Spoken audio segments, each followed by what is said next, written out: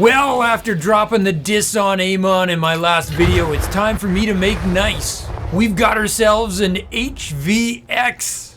I love it. Hybrid versus Xayid. But the real reason this game has caught my attention is I'm advised our barcoded Xayid player is supposed to be at pro level. Not 100% sure I know what that means, but I know I want to find out. And we're going to be doing it on the map 2000 atmospheres. Let's bring that baby back. I remember I got burnt out on this map after a few too many games, but I'm hoping it's been refreshed for me. For whatever reason, Blizzard just did not want to rotate this map out. Void Rift goes down, that's a good reminder to do some intros. Our blue player in the upper right tried to spell Terrarn, but his fingers slipped. So put your hands together for Terrarn!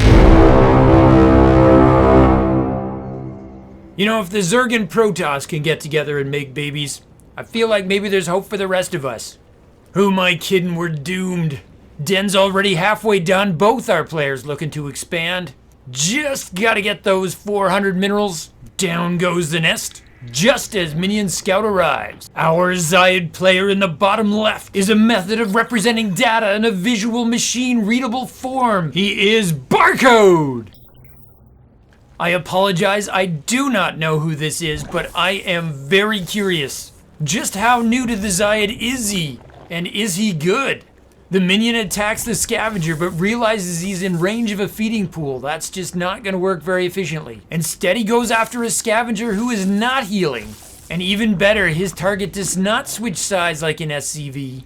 Oh, and Terrarn drives him off. He delays the nest at the natural. Oh, but his idling has popped out now. There's a dash. And that is the end of the minion. No Despicable Me franchise for you. That also marks our first blood.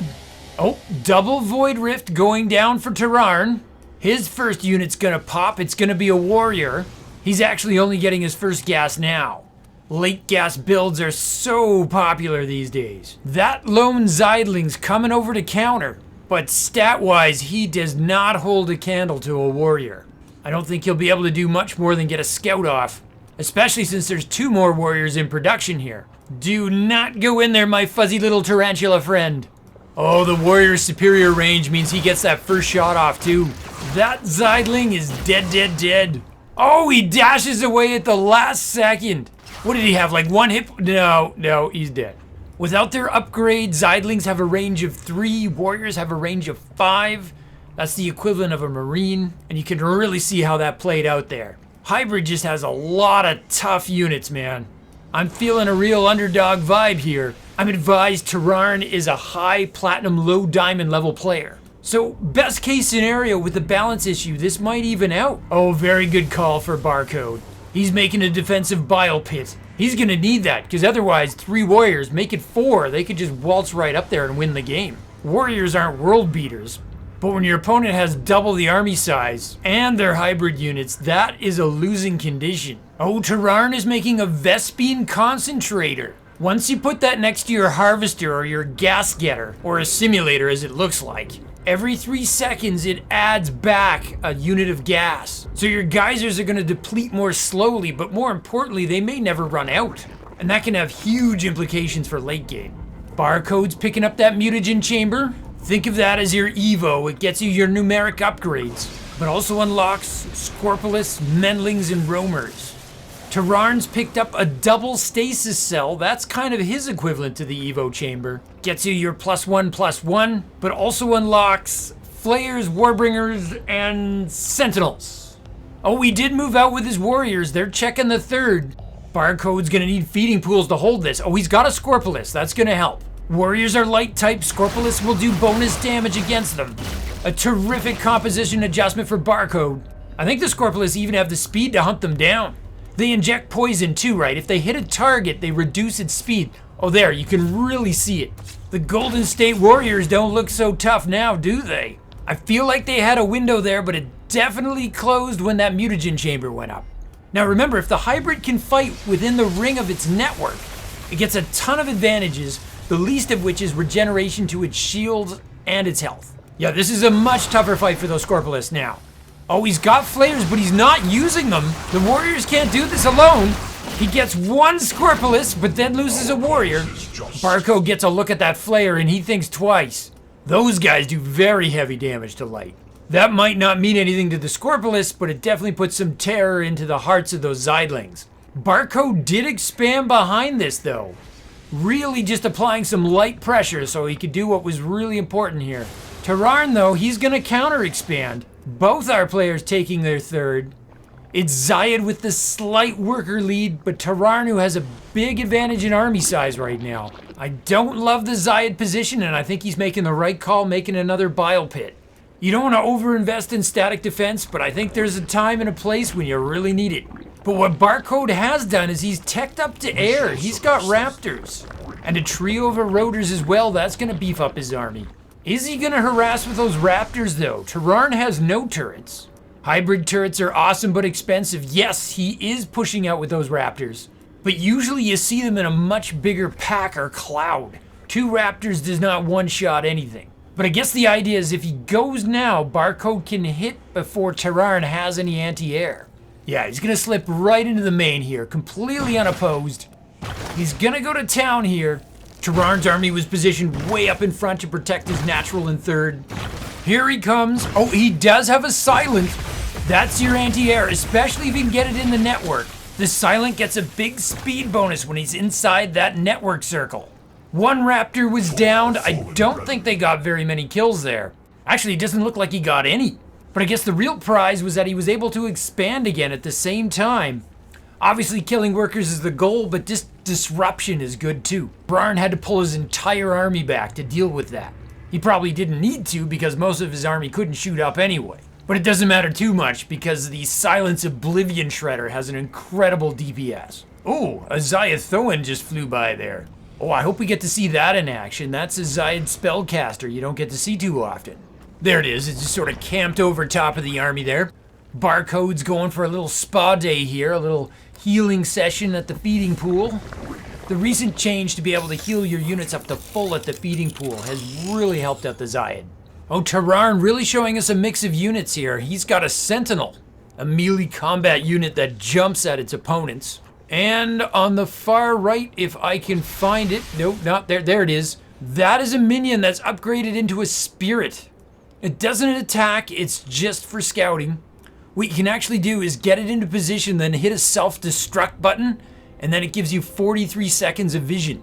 It's kind of pricey, but if you can get it in the right spot, it can really help you out.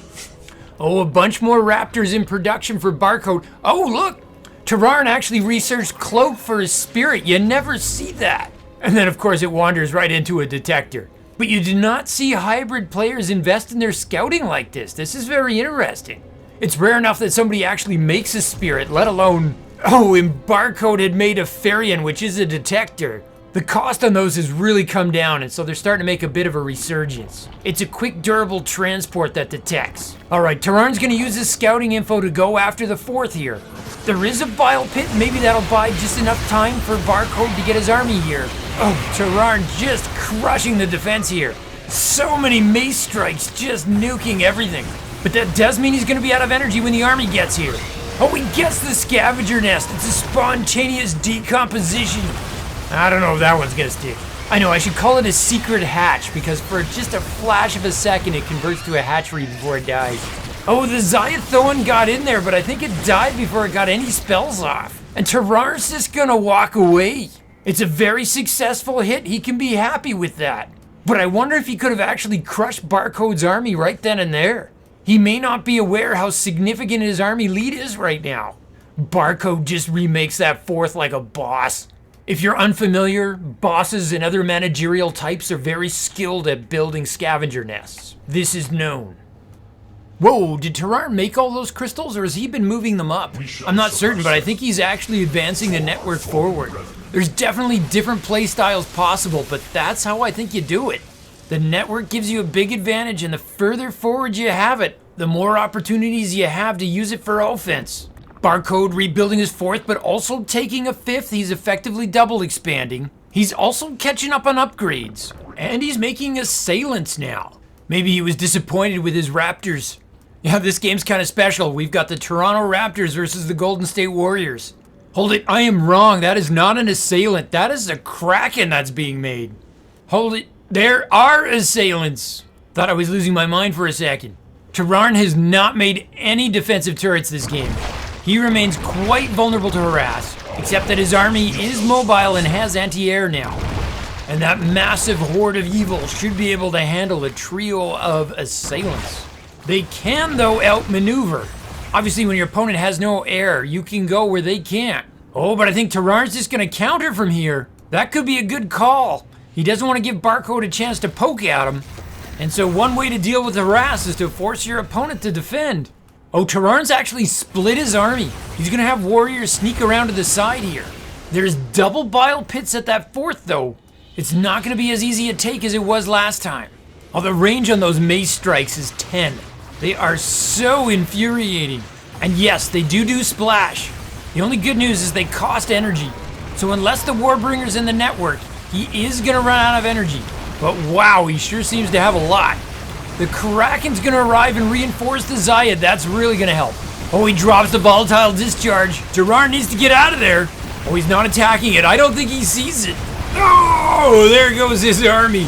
There's a couple silent left, but they are gonna get cleaned up. Barcode changes his fate. He takes the lead for the first time in a long time, using a bio nuke. It actually cost 25 minerals and 25 gas to drop one of those babies. Used to cost more, but it got a bit of a buff. Oh, it is Raptors versus Warriors. That is not a good matchup for those Raptors, but they do outnumber the Warriors. And there was Scorpius backing them up. I thought Barcode was gonna clean this up, but those Silent are really sticking around. Oh, there's another volatile discharge. Terrarn needs a sneeze shield. The Xayid is violating basic hygiene, and I love it! 2 Silent and 2 Warriors just go up in smoke. And the Hybrid really doesn't have much of an army right now. The tables have turned, and does Barcode now know how far ahead he is? He's got a window to counter. Oh, Terrarn sees his vulnerability here. He dumps his money into making 2 horrors. That's the Hybrid's top of tech tree unit. Let's call it the Hybrid Ultralisk. Or you know what? The better analogy might be Thor, because it has some really good anti-air. Oh, Terrarn's about to get ahead on bases here. But even still, Barcode's likely to pull more minerals. He's got a huge lead on workers right now. Yeah, he's ahead by 30 workers. Okay, at this stage of the game, this Xayidling hit squad is pretty cheap. This is sort of analogous to a Zealot run-by. Actually, with the dash ability, I think that analogy holds pretty well. There's not a lot of defense there. There's an opportunity to slip in here. But that base is brand new and it's not saturated yet. He's gonna have to settle for killing crystals. And that's not gonna be a huge deal for the Hybrid because Terrarn is nowhere near at risk of being supply blocked. Oh, those are not horrors at all. Those are Reavers. Advanced Reavers, in fact. They've got the upgrade. They've taken their Calculus class. Each one of those monsters takes 6 supply. That radial green explosion from their bodies does damage to their enemies and then effectively heals them, so it's sort of like a life drain. You can actually put it on autocast, but I'm not sure I recommend that because it sucks so much energy to use it. It might be one of those things you actually want to time manually. Speaking of big supply units, that is a Kraken horde. And you know what? Neither the Reaver nor the Advanced Reaver actually shoots up. So that might not have been the best investment for Terrarn, but it may not matter if the Krakens are going elsewhere. Yeah, we got a little bit of ships passing in the night here. Both our players just bringing absolutely devastating armies to bear. Barcode just going full Kraken here. He's making more. It's not really official yet, but I'm starting to feel a bit of a base race evolving.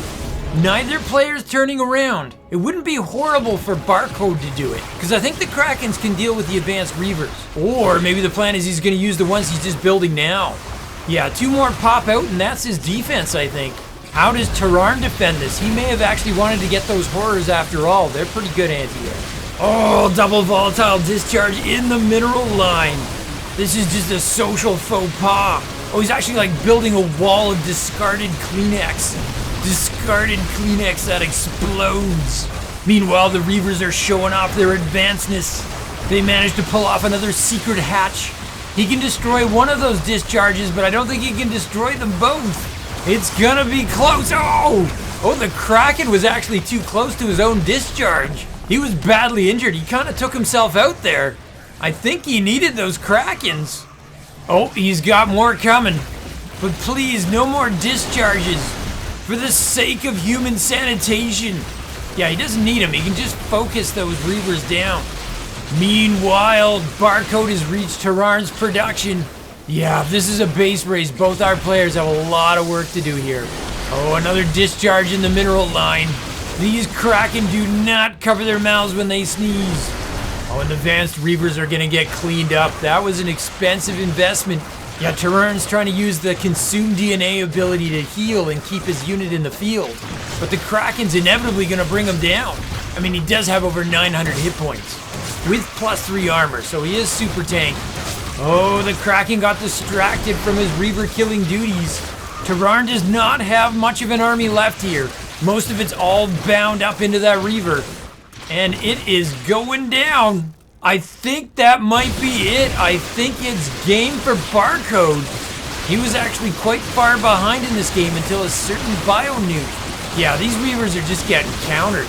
They take too long to build to have them just blown apart like that. There's the GG. The celebratory nuke goes down. Oh, that gives me an idea for a missing Xayid victory dance. And that's our game. Couple of things. First, the Grand Scion Cup begins Saturday, October 21. So if you want to catch the live streams, be sure to check it out ASAP. Otherwise, I'm certain we'll be uploading select casts of it from replay files in the coming days. 43 players signed up right now. Multiple pros and notable names like we've never seen before. Holy bleep, bleep, bleep. Next, as you may have heard, Starcraft is not going to be featured at all in BlizzCon this year. Like, at all. In response, some very cool people, including the Procaster Pig, are planning an event called StarCon. It's going to be a live streamed event to fill that void for SC2 fans. Apparently, a block of time is going to be devoted to showcasing the Scion Custom races. How cool is that? They are looking at early November for this event. I think my own personal involvement will be making a vid of some kind to help teach and promote the Scion factions. It might be aired on StarCon. We'll see. Assuming I can carve out the time, I'm a busy overmind. I plan to screenshot a bunch of viewer comments and zip them around the screen. Like, a lot. So if you'd like to help out, be sure to leave Scion-related comments on this video or others, such as the forthcoming Grand Scion Cup videos. That would be perfect. This could be an opportunity to grow the community and reach a lot of people who would enjoy alt factions, but maybe just don't know about them. So let's get the word out there. As for this game, even though the Xayid won out there, I think this match actually highlighted how powerful the Hybrid are and that they're not quite in line with the base level a competitive race needs to have. To take the win, Barcode had to outplay Terrarn, develop a better economy, and capitalize on his compositional error at the end of the game. Kudos to Terrarn for having the guts to take on someone with that skill level, by the way. You can also see that when you have a race higher up on the power curve, it makes it that much harder for players on both sides of the match to appreciate whether they are ahead or behind, a skill which is difficult enough at the best of times. But despite my balance concerns, that doesn't mean I can't appreciate the ideas that the Hybrid bring to the table or the work behind it. And the cool factor that they have too. I mean, a fun game is a good game. So, sounds like I've got a lot to do. So let me just say, from my base to yours, Zugzwang out.